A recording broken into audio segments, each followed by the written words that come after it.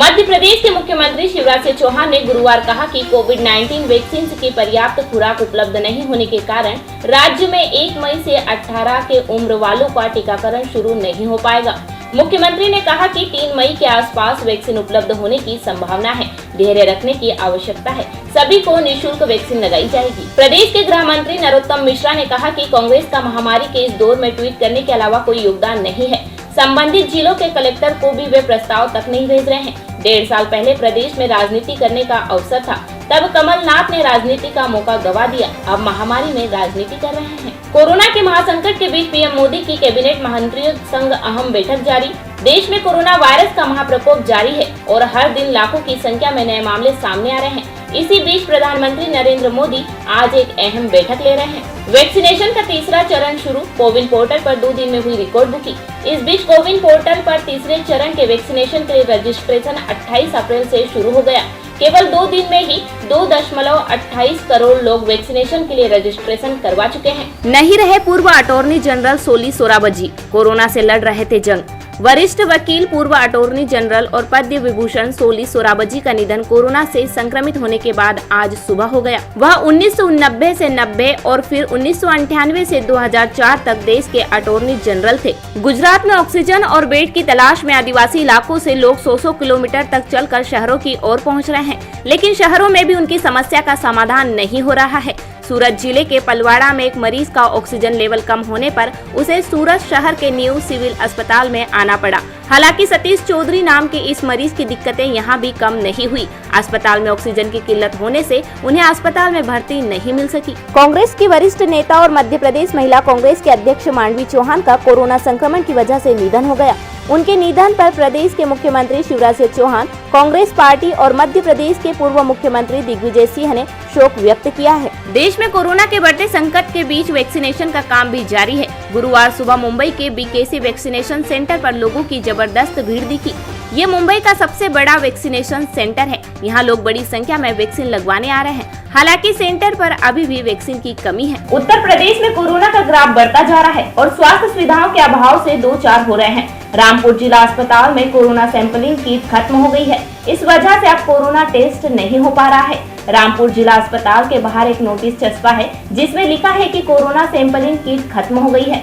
जिला अधिकारी रविंद्र कुमार मादंड का कहना है कि पंचायत चुनाव के बाद मतगणना में शामिल होने वाले प्रत्याशियों और काउंटिंग एजेंटों के बड़ी तादाद में पहुंचने के चलते यह नौबत आ गई है। राजस्थान के मुख्यमंत्री अशोक गहलोत भी कोरोना पॉजिटिव हो गए हैं। इससे पहले अशोक गहलोत की पत्नी सुनीता गहलोत बुधवार को संक्रमित हो गई थी। दोनों घर पर ही आइसोलेट हो गए थे। राजस्थान कांग्रेस अध्यक्ष गोविंद सिंह डोटासरा ने मुख्यमंत्री अशोक गहलोत के स्वस्थ होने की कामना की है। पश्चिम बंगाल के आखिरी चरण की 35 सीटों पर कुल 283 से ज्यादा उम्मीदवारों की किस्मत का फैसला होना है। इस फेज के चुनाव में सभी की निगाहें टीएमसी के बीरभूम जिला अध्यक्ष अनुव्रत मंडल पर है, जो निर्वाचन आयोग की कड़ी निगरानी में है। इसके अलावा बीजेपी और टीएमसी के कई दिग्गज नेताओं के लिए भी अग्नि परीक्षा है, जिसमें ममता सरकार के कई मंत्रियों की साख दांव पर लगी हुई है। कोरोना से लड़ने के लिए रूस से मेडिकल मदद की एक खेप आज सुबह दिल्ली पहुंची है। रूसी सरकार के मुताबिक भारत को 22 टन से ज्यादा एंटी कोरोना वायरस उपकरण और ड्रग्स मिलेगा, जिसमें ऑक्सीजन उपकरणों की 20 यूनिट्स भी शामिल है। कोविड महामारी के बीच आगामी 4 धाम यात्रा को उत्तराखंड सरकार ने रद्द कर दिया है। मुख्यमंत्री तीरथ सिंह रावत ने यह जानकारी दी है। बता दें कि गुरुवार को इस संबंध में एक बैठक आयोजित की गई थी। मुख्यमंत्री ने कहा कि चारों धाम के कपाट अपने समय पर खुले रहेंगे, लेकिन केवल पुजारी और पुरोहित ही धामों में पूजा अर्चना करेंगे। यात्रियों को वहां जाने की अनुमति नहीं होगी। अमेरिका के राष्ट्रपति जो बाइडेन ने कांग्रेस के संयुक्त सत्र में अपने पहले औपचारिक संबोधन में कोविड-19 रोधी टीकाकरण अभियान की सफलता का जिक्र करते हुए लोगों से इस महामारी के खिलाफ बचाव के लिए टीका लगवाने का अनुरोध किया। कोरोना वायरस से अमेरिका में 5,74,000 से अधिक लोगों की मौत हो चुकी है। देश में 1 मई से वैक्सीनेशन का नया चरण शुरू हो रहा है, लेकिन दिल्ली में इस चरण को लेकर संकट बरकरार है। गुरुवार को दिल्ली के स्वास्थ्य मंत्री सत्येंद्र जैन ने बयान दिया है कि अभी दिल्ली में वैक्सीन नहीं है। दिल्ली सरकार ने वैक्सीन की कमी समस्या बताई है। साथ ही अब पंजाब, ओडिशा, जम्मू कश्मीर सरकार ने भी 1 मई से नया चरण शुरू होने में असमर्थता जताई है। ऑक्सीजन के लिए तड़पती सांसों के बीच पिछले 8 महीने की नाकामी के बाद अब ऑक्सीजन मुहैया कराने की कोशिशें आधी अधूरी ही साबित हो रही है। अस्पतालों में मरीजों की ऑक्सीजन की कमी से जान जा रही है। रोज इस लड़ाई के बीच सरकार दूसरे देशों से ऑक्सीजन कॉन्सन्ट्रेटर का इंतजाम कर रही है। सबसे बड़ा ऑर्डर एक चीनी कंपनी को गया है जो 18,000 ऑक्सीजन कॉन्सन्ट्रेटर भेजेगा। हरियाणा के मुख्यमंत्री मनोहर लाल गुरुवार को औचक दौरे पर जींद पहुंचे। पहले उन्होंने जींद के PWD रेस्ट हाउस में अधिकारियों की मीटिंग ली। बैठक के बाद वे जींद सामान्य अस्पताल का निरीक्षण करने पहुंचे। जानकारी के अनुसार सीएम जब सामान्य अस्पताल पहुंचे तो वहां लोगों ने उनसे शिकायत की, आपके आने से व्यवस्था बिगड़ गई। हम सुबह से अपने मरीजों को पानी तक नहीं पहुंचा पाए हैं। लोगों ने पुलिस पर मरीजों को अंदर जाने से रोकने के भी आरोप लगाए। देश के अलग अलग हिस्सों से कई चौंकाने वाली खबरें आ रही है। छत्तीसगढ़ की राजधानी रायपुर के भीमराव अंबेडकर अस्पताल में डॉक्टरों की लापरवाही का बड़ा मामला सामने आया है। यहाँ एक जीवित बुजुर्ग महिला को मृत घोषित कर दिया गया और बेहोशी की हालत में महिला को चिता तक पर लिटा दिया गया। भारत की चोटी के अंपायर नितिन मेनन अपने परिवार में कोविड-19 के 2 मामले आने के बाद इंडियन प्रीमियर लीग से हट गए हैं, जबकि ऑस्ट्रेलिया के पॉल रिफिल के स्वदेश लौटने के प्रयास असफल रहे क्योंकि उनके देश ने भारत के साथ हवाई यात्रा निलंबित कर रखी है। दिल्ली में ऑक्सीजन के संकट को लेकर हाईकोर्ट में आज एक बार फिर से सुनवाई हुई। सुनवाई के दौरान दिल्ली सरकार केंद्र पर बिफर पड़ी। दिल्ली सरकार ने केंद्र सरकार पर पूरी ऑक्सीजन न देने का आरोप लगाया। उन्होंने कहा कि केंद्र सरकार पूरी तरह दिल्ली और देश में फेल हुई है। 490 MT ऑक्सीजन सिर्फ पेपर पर है, जबकि सच्चाई यह है कि आज तक हमें कभी इतनी ऑक्सीजन नहीं मिली। भारत कोरोना वायरस की दूसरी लहर से जूझ रहा है। कोरोना की दूसरी लहर के चलते भारत में कोविड-19 के मामलों में काफी उछाल देखने को मिला है। कोरोना को काबू करने में वैक्सीन की महत्वपूर्ण भूमिका है। इसी बीच कांग्रेस के पूर्व अध्यक्ष राहुल गांधी ने देशवासियों के लिए मुफ्त कोरोना वैक्सीन की वकालत की है। राहुल गांधी लगातार कोरोना संकट को लेकर केंद्र पर निशाना साध रहे हैं। उत्तर प्रदेश के जनपद बदायूं की शेखुपुर सीट से भाजपा विधायक धर्मेंद्र शाक्य ने मुख्यमंत्री योगी आदित्यनाथ को पत्र लिखा है। उन्होंने बदायूं मेडिकल कॉलेज के प्रशासन पर गंभीर आरोप लगाते हुए मांग की है कि उत्तर प्रदेश शासन की टीम मेडिकल कॉलेज के खिलाफ जांच करे, जिससे यहां पर मरीजों को अच्छा इलाज हो सके। विधायक ने आरोप लगाया है कि बदायूं मेडिकल कॉलेज में खाने के नाम पर वसूली की जा रही है और खाना भी टाइम पर नहीं मिल रहा है। इन दिनों बिग बॉस 14 की कंटेस्टेंट रूबीना दिलेक काफी परेशान चल रही है और इस बात की जानकारी उन्होंने अपने ऑफिशियल इंस्टाग्राम अकाउंट के जरिए दी है। एक्ट्रेस ने एक पोस्ट शेयर किया है। अपने पोस्ट में रूबीना ने उनका अकाउंट हैक करने की कोशिश कर रहे शख्स को जमकर फटकार लगाई है। यह पोस्ट तेजी से वायरल हो रहा है। कई यूजर्स ने कमेंट करते हुए रूबीना के पोस्ट को लेकर चिंता जाहिर की है। चीन ने अंतरिक्ष में अमेरिका को टक्कर देने के लिए गुरुवार को खुद का स्पेस स्टेशन के पहले कोर कैप्सूल मॉड्यूल को लॉन्च किया। आने वाले दिनों में ऐसी ही कई लॉन्चिंग के जरिए स्पेस स्टेशन के बाकी हिस्सों को भी अंतरिक्ष में पहुंचा दिया जाएगा। अभी तक केवल रूस और अमेरिका ने ही ऐसा कारनामा किया है। हालांकि इस समय केवल अमेरिकी अंतरिक्ष एजेंसी नासा का इंटरनेशनल स्पेस स्टेशन ही सक्रिय है। Bollywood actor Kartik Aaryan social media के जरिए बड़े ही मजेदार अंदाज से लोगों से वैक्सीन पंजीकरण करने की अपील कर रहे हैं। इसी के साथ ही एक्टर ने अपनी फिल्म पति पत्नी और वो का एक प्यारा सा फोटो पोस्ट किया है। कार्तिक ने लिखा, जब आप 45 साल से ज्यादा हो तब भी आपको कोरोना वैक्सीन लगाने के लिए 1 मई तक का इंतजार करना होगा, क्योंकि आपकी बीवी ने मोहल्ले को बता दिया है कि आप 41 साल के हो। कोरोना वैक्सीन रजिस्ट्रेशन आज से शुरू हो रहा है। कार्तिक आर्यन का यह ट्वीट बड़ी तेजी से वायरल हो रहा है और काफी फैंस इसे पसंद कर रहे हैं। कोरोना वायरस से लगातार बिगड़ते हालात के बीच देश की राष्ट्रीय राजधानी में वकीलों ने दिल्ली के मुख्यमंत्री अरविंद केजरीवाल से जजों, वकीलों और कोर्ट स्टाफ के लिए हॉस्पिटल में बेड रिजर्व करने की मांग की है। उनका कहना है कि उन्हें हॉस्पिटल में बेड ढूंढने में परेशानी का सामना करना पड़ रहा है। पूर्व प्रधानमंत्री डॉक्टर मनमोहन सिंह को एम्स ट्रॉमा सेंटर से छुट्टी मिल गई है। 19 अप्रैल को कोरोना पॉजिटिव पाए जाने के बाद एम्स में भर्ती कराया गया था। जांच में उनके कोरोना वायरस से संक्रमित होने की पुष्टि हुई थी। पिछले साल भी दवा के कारण रिएक्शन और बुखार होने के बाद 87 वर्षीय सिंह को एम्स में भर्ती कराया गया था। केंद्रीय स्वास्थ्य मंत्रालय ने गुरुवार को कहा कि राज्यों और केंद्र शासित प्रदेशों के पास कोविड-19 टीके की 1 करोड़ से अधिक खुराक उपलब्ध है और उन्हें अगले 3 महीनों में 20 लाख खुराक और मिलेगी। हाल ही में महाराष्ट्र सरकार के कुछ अधिकारियों के हवाले से मीडिया में खबर आई है कि राज्य में टीके की खुराक खत्म हो गई है, जिससे राज्य में टीकाकरण अभियान पर प्रतिकूल असर पड़ा है। हाल ही में अभिनेता सोनू सूद ने रियलिटी शो डांस दीवाने के एक स्पेशल एपिसोड के लिए शूट किया। शूटिंग के दौरान कंटेस्टेंट उदय सिंह की कहानी सुनकर सोनू काफी भावुक हुए। इतना ही नहीं, उन्होंने उदय और उनके पूरे गांव की मदद करने का वादा भी किया। इस स्पेशल एपिसोड में सोनू सूद ने माधुरी दीक्षित की जगह ली थी। इस शो में सोनू के साथ नोरा फतेही भी थी। बॉलीवुड अभिनेता रणधीर कपूर को मुंबई के कोकिलाबेन हॉस्पिटल में भर्ती कराया गया है। जानकारी के मुताबिक 74 साल के रणधीर कोरोना वायरस से संक्रमित हैं। उनकी हालत को लेकर अभी तक ज्यादा जानकारी सामने नहीं आई है। कपूर परिवार इन दिनों दिवंगत राजीव कपूर के प्रॉपर्टी विवाद को लेकर भी चर्चा में है। मध्य प्रदेश में अब अप्रैल से जारी लॉकडाउन का असर दिखने लगा है। कोरोना के नए संक्रमित मिलने की संख्या में उतार चढ़ाव आ रहा है। पिछले दिनों नए मरीज मिलने का आंकड़ा स्थिर था, लेकिन बुधवार को इसमें मामूली कमी आई।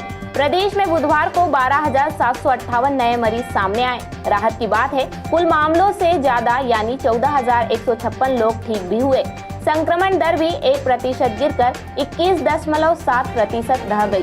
ठीक होने वालों के साथ एक्टिव केसों की संख्या में भी गिरावट आई है। बुधवार को 1,503 एक्टिव केस कम हुए हैं। अब देश में कुल एक्टिव केस 92,773 रह गए हैं। कोरोना महामारी का कहर लगातार कई लोगों की जान ले रहा है। इसी क्रम में बरेली के नवाबगंज क्षेत्र से बीजेपी विधायक केसर सिंह गंगवार की जिंदगी बेरहम कोरोना ने छीन ली। उनका नोएडा के अस्पताल में इलाज चल रहा था, जहां आज उन्होंने अंतिम सांस ली। विधायक केसर सिंह के निधन से पूरे बरेली जिले में शोक की लहर दौड़ गई है। वहीं यूपी और बीजेपी के तीसरे विधायक हैं, जिनका कोरोना की दूसरी लहर में अब तक निधन हो चुका है। इंदौर में लगातार आम आदमी से जनता कर्फ्यू का पालन करवाया जा रहा है। वहीं इंदौर के अलग अलग थाना क्षेत्रों से नगर निगम व पुलिस प्रशासन का अमला ऐसे लोगों पर कार्यवाही कर रहा है जो बेवजह घूम रहे हैं और उन्हें अस्थायी जेल पहुंचाया जा रहा है। यह नजारा इंदौर के कलेक्टर ऑफिस चौराहे का है, जहां रावजी बाजार थाना प्रभारी सविता चौधरी ने बेवजह घूम रहे लोगों पर फटकार लगाई व कई लोगों को जेल भी भेजा। ये कलेक्ट्रेट जो है ये मेन रोड है। यहाँ से कई जगह कई कॉलोनीज सिटी को कई जगह से कनेक्शन होता है और यहाँ से मैक्सिमम ट्रैफिक क्रॉस होता है। इसीलिए हमारे एसपी सर के इंस्ट्रक्शन थे कि यहाँ पर स्ट्रिक्ट चेकिंग हो, अनावश्यक कोई क्रॉस तो नहीं हो रहा, उनके ऊपर कार्रवाई करने के लिए तो चेकिंग हमने लगाई है। हाँ, जिन्होंने मास्क नहीं लगाया है या अनावश्यक 2-3 लोग निकल के जा रहे हैं या उनको किसी भी प्रकार का कोई इमरजेंसी नहीं है, अनावश्यक घूम रहे हैं, एक थाना क्षेत्र से दूसरे थाना क्षेत्र में अनावश्यक जा रहे हैं, तो उनको हमारा जेल वाहन खड़ा है साइड में, उसमें भी हम बिठा रहे हैं और थोड़ी सी सख्ती भी कर रहे हैं। हाँ, जिस दिन से लॉकडाउन लगा है और जिस दिन से हमको जेल वाहन प्रोवाइड हुआ है, कई लोगों को हम जेल पहुंचा चुके हैं। राजस्थान में कोरोना संक्रमण के मामलों में तेजी से बढ़ोतरी हो रही है। राजस्थान के मुख्यमंत्री अशोक गहलोत भी संक्रमण की चपेट में आ गए हैं। गहलोत ने गुरुवार को खुद सोशल मीडिया पर इसकी जानकारी दी है। उन्होंने लिखा, कोविड टेस्ट करवाने पर आज मेरी रिपोर्ट पॉजिटिव आई है। मुझे किसी तरह के लक्षण नहीं है और मैं ठीक महसूस कर रहा हूँ। कोविड प्रोटोकॉल का पालन करते हुए मैं आइसोलेशन में रहकर ही कार्य जारी रखूंगा। इससे एक दिन पहले यानी बुधवार को ही मुख्यमंत्री की पत्नी सुनीता गहलोत की रिपोर्ट भी पॉजिटिव आई थी। मध्य प्रदेश में 9वीं 11वीं का रिजल्ट अब 15 मई को घोषित किया जाएगा। टेस्ट व अर्धवार्षिक परीक्षा के आधार पर रिजल्ट बनेगा। पहले इन्हें 30 अप्रैल को घोषित किया जाने का निर्णय लिया गया था। बुधवार देर शाम लोक शिक्षण आयुक्त ने संशोधित आदेश जारी कर दिया है। इसमें स्कूलों के प्राचार्यों से 15 मई तक रिजल्ट घोषित करने को कहा गया है। महाराष्ट्र में कोरोना के बढ़ते मामलों को देखते हुए 15 दिनों के लिए पाबंदियां बढ़ाई जा सकती है। इस संबंध में मुख्यमंत्री उद्धव ठाकरे की अध्यक्षता में हुई कैबिनेट की बैठक में चर्चा हुई है। महाराष्ट्र के स्वास्थ्य मंत्री राजेश टोपे ने कहा कि मुख्यमंत्री 5 दिनों के लिए पाबंदियां बढ़ाएं, साथ ही सभी सदस्यों से लॉकडाउन बढ़ाने की मांग भी की है। मारुति सुजुकी ने अपनी फैक्ट्रियों को 1 से 9 मई तक बंद करने का फैसला किया है, ताकि कोरोना के गंभीर मरीजों को मेडिकल ऑक्सीजन की आपूर्ति की जा सके। पिछले साल कोरोना के चलते जब लॉकडाउन लगा तो कई लोगों को मुसीबत का सामना करना पड़ा। किसी की नौकरी चली गई तो किसी का धंधा बंद हो गया। किसान भी इससे अछूते नहीं रहे। महाराष्ट्र के अहमदनगर में रहने वाले किसानों के साथ भी ऐसा ही हुआ। 11 किसानों ने मिलकर किसान कनेक्ट से एक ऑनलाइन प्लेटफॉर्म लॉन्च किया, जिसके जरिए वे अपने प्रोडक्ट मुंबई, पुणे और श्रीरामपुर के इलाकों में बेच रहे हैं। कोरोना संक्रमण को देखते हुए पूरे जिले में सामूहिक वैवाहिक कार्यक्रम पर रोक लगाई गई है। ऐसे में विवाह कार्यक्रम में सिर्फ 20 लोगों को ही सम्मिलित होने की अनुमति दी जा रही है, जिसके चलते आज एक अनूठा मामला कलेक्टोरेट परिसर में देखने को मिला। दरअसल यहाँ छिंदवाड़ा नगर 2 युगल ने अपने वैवाहिक जीवन की शुरुआत बड़ी अनूठे ढंग से करते हुए एक अच्छी मिसाल पेश की है। उन्होंने अपने विवाह कार्यक्रम में 20 की बजाय सिर्फ 4 लोगों को ही सम्मिलित किया। कलेक्टोरेट परिसर में एक दूसरे को वरमाला डाली। एक साल में 1000 किसान जुड़े देश में कोरोना के मामलों में भयंकर तेजी देखने को मिल रही है।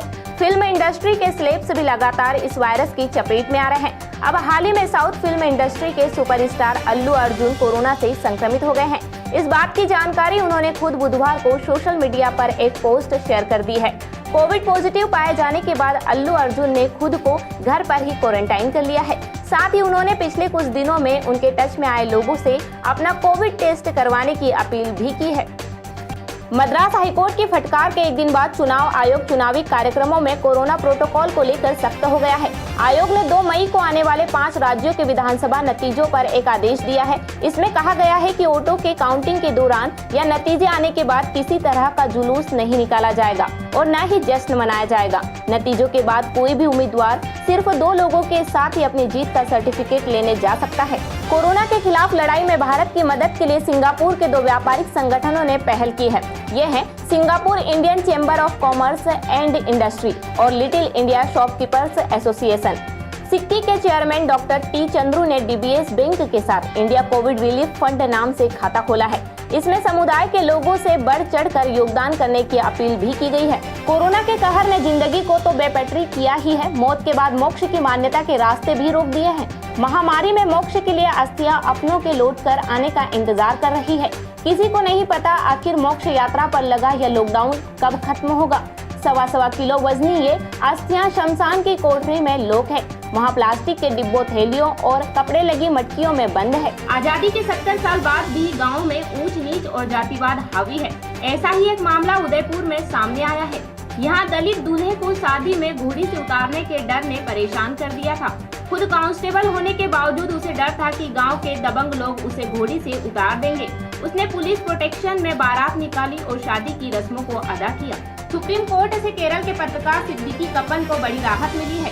अदालत ने कोरोना के इलाज के संबंध में दी गई एक याचिका पर यूपी सरकार को इस मामले में आदेश दिया है। सर्वोच्च अदालत ने कहा है कि कप्पन को दिल्ली के अखिल भारतीय आयुर्विज्ञान संस्थान या दिल्ली के ही किसी सरकारी अस्पताल में शिफ्ट किया जाए। पिछले साल अक्टूबर में हाथरस जा रहे कप्पन को यूपी पुलिस ने गिरफ्तार कर लिया था। पीतमपुर में करीब 3.5 साल से बंद मित्तल स्टील कंपनी का ऑक्सीजन प्लांट शुरू हो गया है। यहां से हर दिन 4000 सिलेंडर ऑक्सीजन मिलेगी, जो अस्पतालों में कोरोना के गंभीर मरीजों को प्राणवायु देने का काम करेगी। बुधवार को प्लांट का विधिवत शुभारंभ हुआ। इस प्लांट से इंदौर और आसपास के जिलों को पर्याप्त ऑक्सीजन मिलने की संभावना है। बुधवार रात को यहां से हरदा, देवास, बड़नगर, बड़वानी के अस्पतालों के लिए ऑक्सीजन सिलेंडर भरकर रवाना किए गए।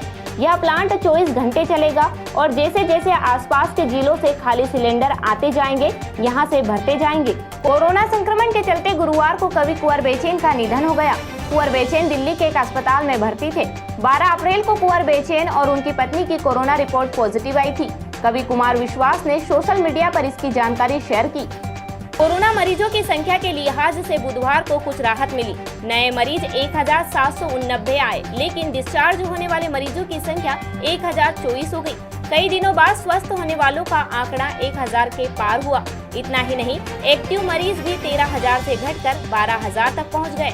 हालांकि मृतकों की संख्या 10 ही रही। प्रदेश में बढ़ते कोरोना को देखते हुए प्रदेश के गृह मंत्री नरोत्तम मिश्रा द्वारा जेलों में बंद कैदियों को पैरोल पर रिहा करने के आदेश के बाद आज इंदौर की दोनों जेलों से करीब 400 से ज्यादा कैदियों को पैरोल पर छोड़ा जाएगा। जेल विभाग यह कदम कोरोना के बढ़ते संक्रमण को देखते हुए निर्णय लिया गया है। इंदौर से संचालित होने वाली 8 यात्री ट्रेन को पश्चिम रेलवे मंडल द्वारा निरस्त किया गया है। इसलिए स्पीकर उनके पीछे यात्रियों के यात्रा में रुचि का अभाव बताया गया है। फिलहाल आने वाले दिनों में यात्रियों के रुचि के अनुसार ट्रेनों को फिर से एक बार संचालित किया जाएगा।